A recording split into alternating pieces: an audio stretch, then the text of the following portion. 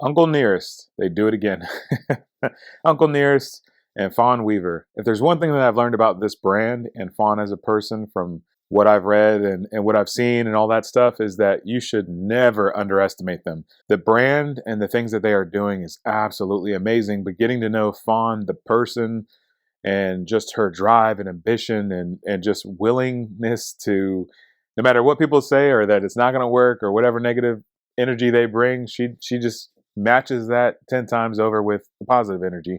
She has this book, Love and Whiskey, that has come out, and if you have not gotten this book, or if you're thinking about getting it, or whatever the case is, I 100% recommend this book. This book is written beautifully. I think she does an amazing job of telling you the story, but making you feel that story. And any good author, that's what they should be doing, right? So I know this channel is not about books, but I do enjoy reading, and especially about bourbon. To me, this book was just so well written, and I really want to do another video where I actually talk about some of my favorite books within the whiskey world, but this is absolutely one of them. And this book was just, like I said, you feel all of it through.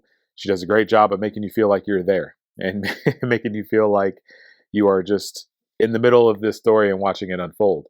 And I think to a certain point, we are in the middle of this story watching it unfold, right? So learning the story of Uncle Nearest and seeing Fawn and the rest of her team build this brand and seeing where it's going and seeing it develop and seeing it come out with new additions to their line. We are seeing this brand grow up right in front of our eyes. So Uncle Nearest will be launching the Nearest Green Tennessee Whiskey. The difference between this one and their 1884 and 1856 is the proof point. And I don't know if that's the only difference. It seems like that's the only difference, but I don't want to speak to that because I don't 100% know.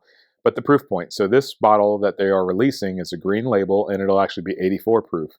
Their other offerings right now, I believe, are 93-ish, somewhere in there, and 100, I think, is the 1856. And then they have the single barrels that are just a wide range of proofs. So the one next to me is 118 proof. I've seen some in the 120s. What I found interesting is that the distillery made a comment about the desire to bring people together and for there basically to be something for everybody within the umbrella of Uncle Nearest Whiskey.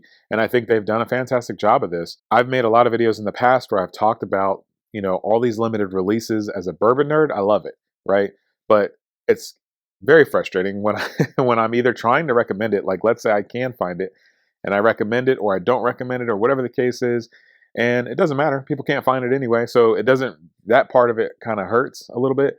But I love when brands just make regular offerings, just put out new product lineups and just let it let it go into the wild, right? So like I said, they have the 1856, they have the 1884, they have the rye, they have the single barrel. I wish they would bring back the 1820. I don't know that we'll ever see it again. So they have a lot of different pieces already. I think what this edition will do is make it more available and more approachable to a wider audience. So when you're talking about 84 proof, there's a big jump between 84 and 93. Even when you're just starting out with whiskey and you're just kind of getting acclimated to that higher proof, 80 proof can feel overwhelming. 80 proof can be hot. I know when I first got into whiskey, I think people forget about when they got into whiskey, but when I first got into whiskey, drinking an 80 proof mild whiskey, I still had to do it over the rocks. I just couldn't do it straight up yet. That's kind of how I got my foot in the door type of thing. And then I kind of built on that. And now, obviously I've become more accustomed to that. But there still needs to be some type of offering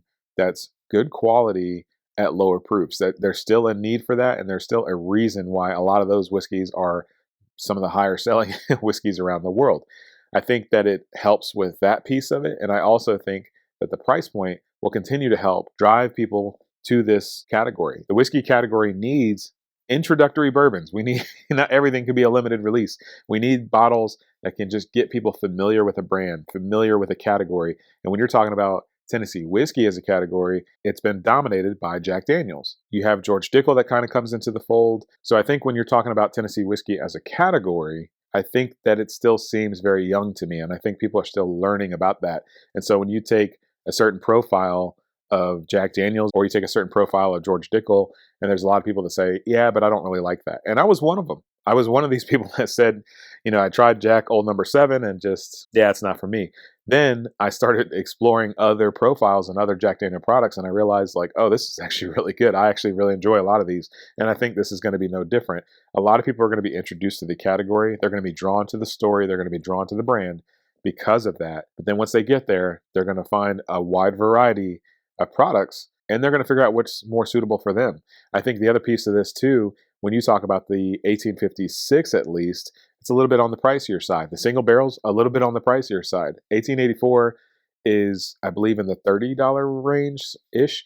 I think it's like 35 the last time I saw it. In my area, at least, this particular new offering will be, I believe it's $30, $29.99 or something like that. What I think this will actually do is help on the bar scene. So a lot of bartenders now can stock this in their bar, and when you're talking about making cocktails and all that type of stuff, you have something there that people are drawn to that story. Maybe they are not familiar that this is 84 proof or 93 proof or 100 proof, like whatever. But when they're going to a bar and they see this bottle sitting on the bar and it's 84 proof and they mix it in a cocktail because they heard the story or whatever, I mean, that's just a draw right there, in my opinion. And I think, again, this is a bottle people will buy because of that story and maybe get them introduced to whiskey as an overall category. A lot of the times I see criticisms from a whiskey enthusiast, purist perspective, and I think we forget that sometimes we need bottles to just bring people into it, into the category. Maybe they drink gin, maybe they drink rum, maybe they don't drink at all. I don't know what the case is, but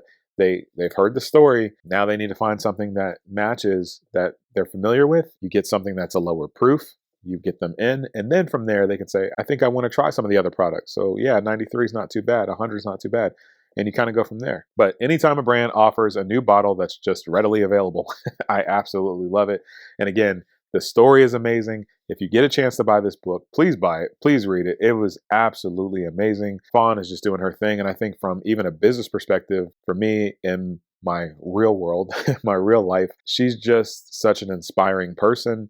The story is such an inspiring story between Uncle Nearest and between even Jack Daniel and his role and Fawn's role. Between all these different stories, it's just the continued story of don't ever give up on that passion, whatever that is, whatever you're trying to seek, whatever you're trying to get after it. Keep going, and eventually you'll break through. Uncle Nearest is one of the most awarded brands out there in the world right now. They're one of the most visited distilleries in the world right now, and there's reasons for it. They know what they're doing, and Fawn absolutely knows what she's doing. So kudos to Uncle Nearest. Great job with a new product. I can't wait to give it a try, and hopefully, like I said, it brings more people to the category. Thanks so much for tuning in, and I'll see you in the next one. Cheers.